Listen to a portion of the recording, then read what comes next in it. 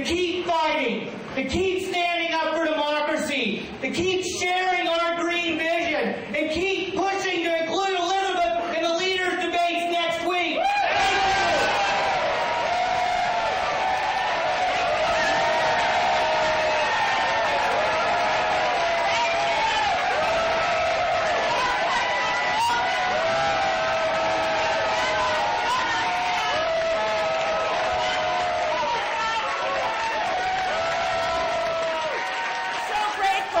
Many of you rallying with us tonight. This is the first of our pro-democracy rallies across Canada.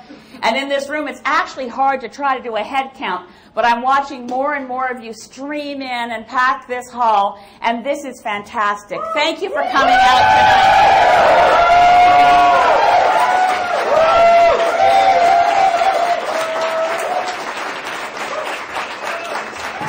What is at stake here? What is at stake here is not about whether it's good for the Green Party or bad for the Green Party to be excluded from the national televised leaders debate. What's at stake here is what it means to Canadian citizens. If a party supported by 1 in 10, and the ECOS poll today leaves us at where we pretty much have been for the last year or so at over 10%, around 10%, we're still holding on to over 9% of the popular vote, despite the fact that not only were we not invited to the leaders debate, in a lot of the national media, we seem to have been not invited to the election.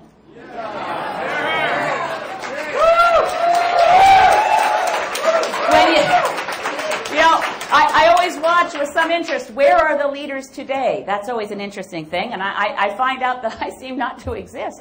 The national media was busked. The entire national media contingent that follows Stephen Harper was, imagine this, 5 blocks from the Saanich Gulf Islands Green Party office. They were assembled there in the Magical Mystery Tour budget bubble contingent that is allowed to travel with Stephen Harper but not talk to him. They assembled at the Travelodge Hotel in Sydney, British Columbia, as I mentioned, 5 blocks from my office, for the second time in a month that Stephen Harper has visited Saanich Gulf Islands to make another announcement.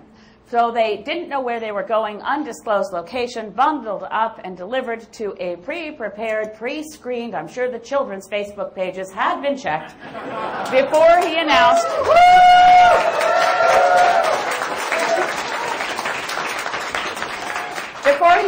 something that's been in our platform for 5, 6 years now, and he didn't even actually announce that he would do it. He'd only do it maybe promising if there is the day that they eliminate the deficit, income splitting. So there we are.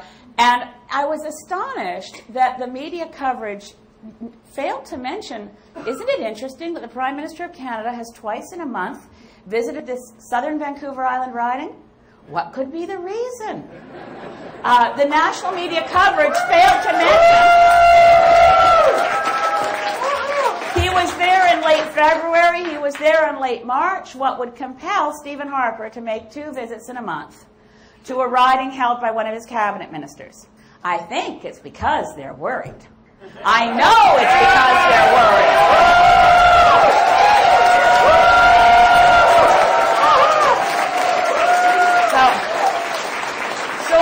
I listened with some interest to the radio coverage immediately after Stephen Harper's, completely insulated, ironclad contingent left our community.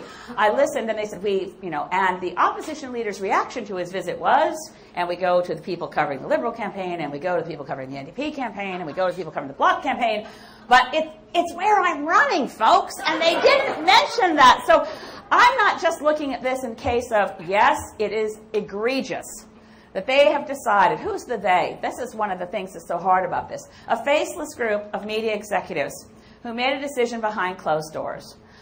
Now, I'm not against media. There's a lot of you in the room. I love you dearly. But one of the things are, now what issues will never come up in the leaders' debate if we don't get in? Here's one of them. In our section on true democracy, and this was prepared long, we were not anticipating being excluded from the debates. We thought after 2008 the issue was settled and we would be included. But we actually speak,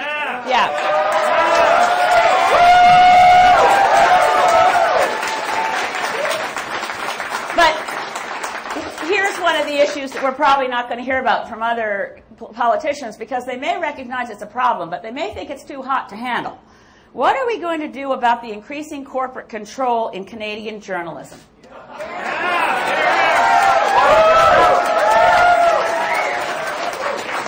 are committed to expanding the Broadcasting Act and the Competition Act so it can actually look at the problem that the first Canadian Royal Commission looked at back in the time of Keith Davey, and the second Canadian Royal Commission looked at in 1981 under Tom Kent, where they found that the extent of media concentration of ownership was dangerous and unhealthy in a democracy, and that was before Conrad Black bought everything up, right? This is a serious problem.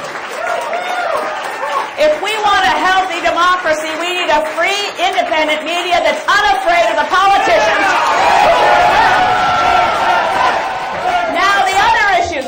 I haven't heard anything from any of the other parties about the situation in Afghanistan. We're calling for a peaceful solution. And yes, folks, we think we have a role in Afghanistan beyond this year, but only within UN peacekeeping and with a significant effort to clean up corruption in the Karzai government and to find ways to help the people of Afghanistan get out of poverty. That's a goal. Protect women's rights and assist the people of Afghanistan get out of poverty. Beyond that, poverty is a significant issue, and I'm not hearing about global poverty in this campaign. I haven't heard one party mention the Millennium Development Goals. I haven't heard one party say that we must restore Canadian funding to Planned Parenthood, to Match, and to Kairos now.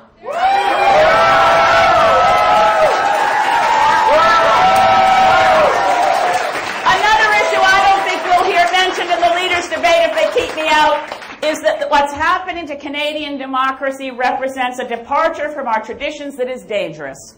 There is no such creature in the Canadian Constitution as the PMO. The Prime Minister's office under Lester Pearson was a handful of stenographers. It's now hundreds and hundreds of people who spend every waking hour living on our tax dollars deciding how to continue to advance the interests of the Conservative Party over the interests of the Canadian people.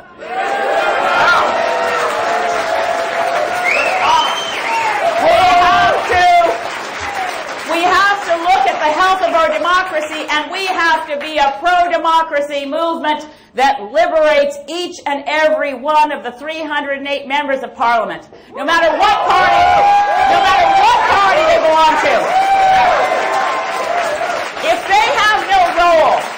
If they have no more role than to stand up and cheer when told, stand up and jeer when told, and sit down and shut up when told, then that's not democracy, that's an elected dictatorship.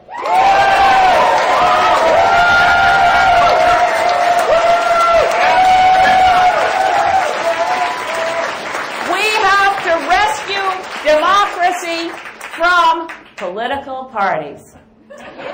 It's true. Petra Kelly, the founder of the German Greens, used to say the Greens are the Green Party is the anti-party party.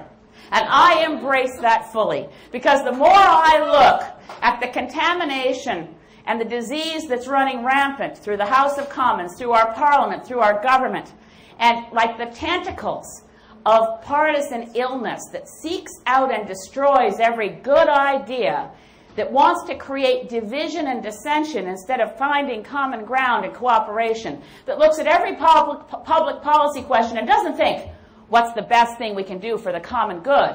That's what parliamentarians are for. Instead, they're directed by the spin doctors and the somewhat sociopathic elite in every political party that run every campaign, who are obsessed with strategy, obsessed with winning, and not knowing what they're winning it for, except more power for their own political elites.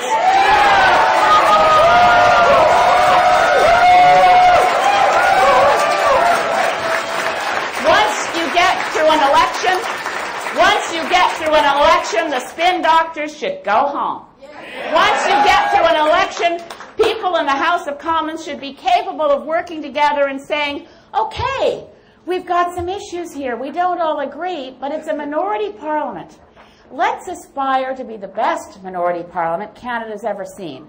And I think we all know the best minority parliament Canada has ever seen was Lester B. Pearson's government, with the cooperation of David Lewis, that gave us our health care system, gave us our employment insurance, gave us our Canada pension plan, and invested in the future of a country.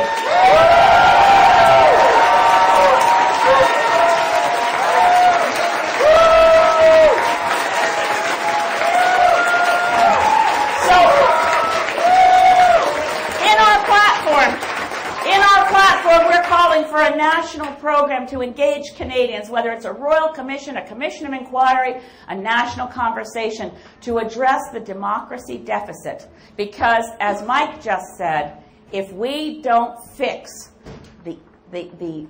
what's growing like a cancer in Canadian democracy, the toxicity and the growth of constant partisanship, a non-stop election campaign, that even where consensus is sitting right in front of you and there's a possibility of getting people to agree, it's smashed to the floor, lest it might become an obstacle in attacking the other person when the next election campaign rolls around.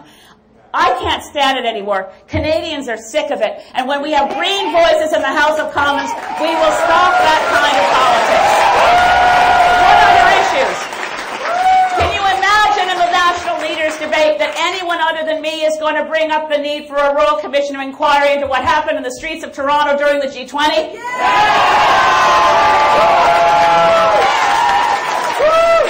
Can you imagine that anyone in the National Leaders Debate is going to bring up the erosion of women's rights in this country over the last 5 years? How is it that it goes unnoticed that the Harper government has removed from the mandate of status of Women Canada the goal of achieving equality for women?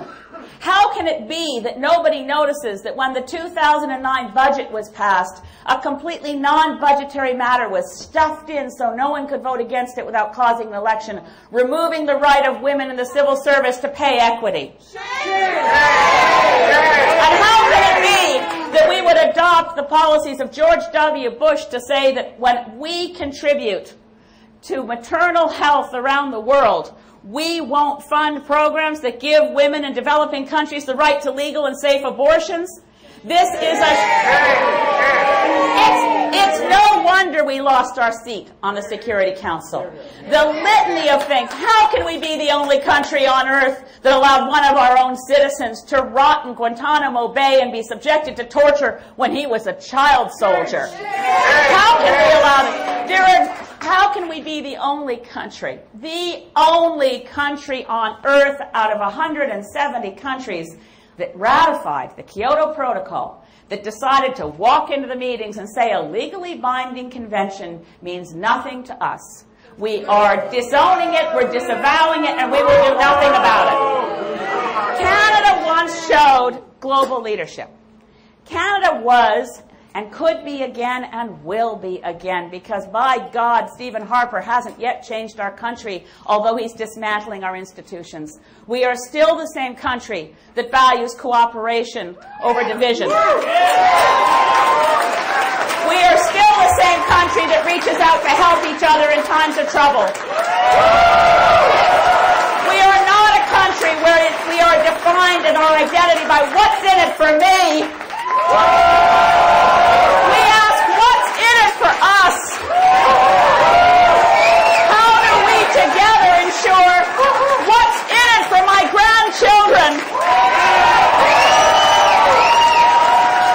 And these issues and these questions will never come up when four men gather again at podiums to perform the traditional, predictable ritual of partisan jab and pre-rehearsed efforts at the zinger line. They don't think on their feet. They could, but their handlers won't let them. So we're going to see a very sad spectacle again. And I just want to thank all those Canadians who've come to say and come to our aid and said it's wrong not to include the Greens in the debate. I want to thank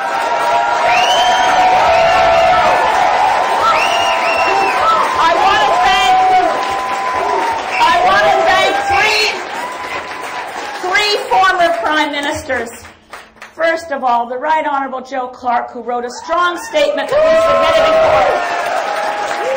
I want to thank the Right Honourable Paul Martin, who also told the media there's no excuse for leaving the Green Party out. Their ideas should be heard. And last night, by chance, I happened to meet up with the Right Honourable John Turner, who said to me, "I'm so proud of you."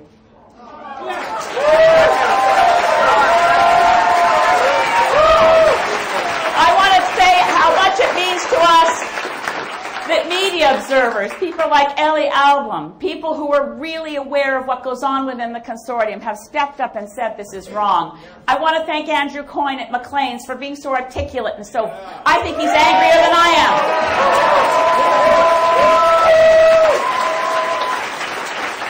Ronald Wright, who wrote A Short History of Progress, has said, you know, he thinks, I think he may be right, he said, it's hard to keep track of all the abuses of our system and the affronts to democracy, but he wrote that he thought that actually I was keeping track of them, and that might be why they didn't want me in the debate.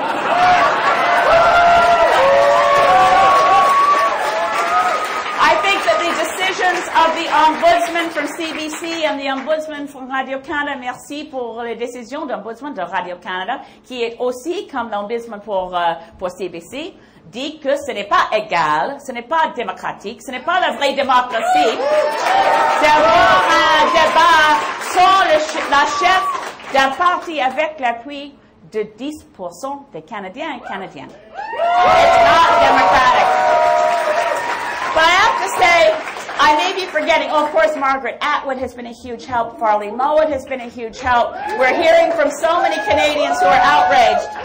But the most meaningful and most deeply moving letter I received was from Sean Bruya, advocate for veterans' rights, Gulf War veteran who was denied his benefits. You'll remember that his private, confidential medical information was leaked by this government in an attempt to discredit him. And we also, in the debates, will raise issues of veterans' rights and how we are so disrespecting the people who've gone into the most dangerous places on earth on our behalf and come home only to find that the Harper government figured out a way to pay less by giving them a one lump sum payment now and no money later. There is a great deal wrong with veterans, the Veterans Affairs under this government. But Sean Bruya wrote me and said, on behalf of veterans, we want you in the debates. On behalf of veterans, you know that you will raise issues about how we're being treated. And on behalf of veterans and all of those Canadians, over 100,000, who fought and died to have a democracy where all voices are heard, this is offensive.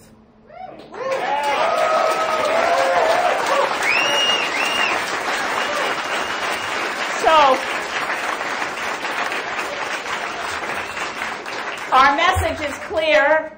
Our message, sadly, is to a number of people whose faces we don't know and whose names are hard to remember because they're not household names.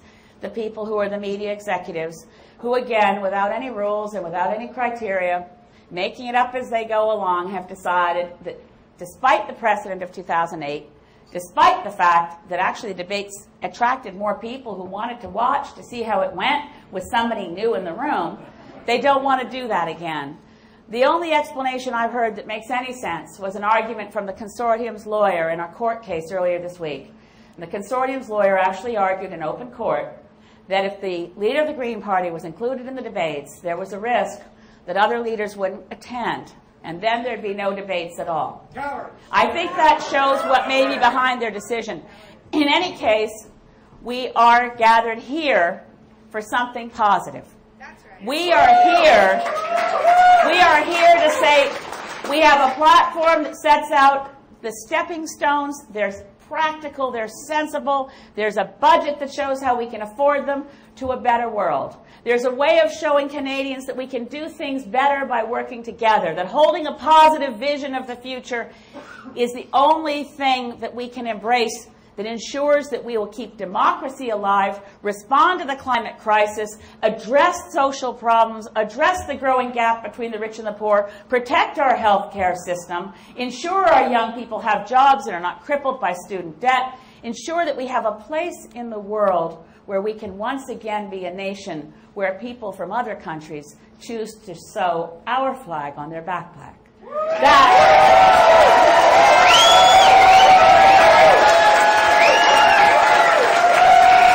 So, I ask you again, we do not abandon the effort. I've had several media people say to me today, which I must say took me by surprise, last time you were excluded there was quite a public outcry, but this time there doesn't seem to be much. Can you believe it? So we've had 3 public opinion polls now that show the vast majority of Canadians think I should be in the debates. We've had numerous efforts by many means of Canadians rallying around the notion that whether they want to vote Green or not, it's an affront to democracy to have the single most important element of the election campaign, a very short election campaign, to choose to exclude a serious federal political party running candidates in 308 ridings right across this country, the only party that has ever achieved a vote total of 1 million votes and been excluded from the debates. We're the only party that has ever gotten 1 million votes without being included in the debates. Canadians from coast to coast need to know that we're not giving up on democracy, and neither should they.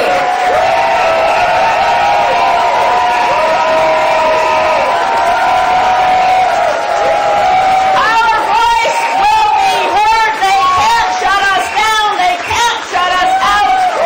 We are the voice of the future. We're the voice for our children.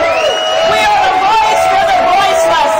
And we do not accept that on the ground that we stand on, the sacred ground, and I thank and I acknowledge that we're on the land of the Mississauga people of Port Credit. I thank traditional peoples, and we will again, I just last night, in 2008 I was the only leader who mentioned First Nations and the need to achieve justice for First Nations. The list of issues that will go silenced is not acceptable. So help us fight forward. We will get, if we don't get in the debates, which is the first time I've said that out loud, we do not abandon democracy. We say to every voter who's outraged by this, help us send a message to the old line parties that we're all too happy to shut the door on the face of 1 million Canadians. Show those parties that you want a new kind of democracy, you want a positive vision, that you want to send a message that the toxic partisanship of the last 5 years must end, that we find ways to work together, that coalition is not a dirty word, that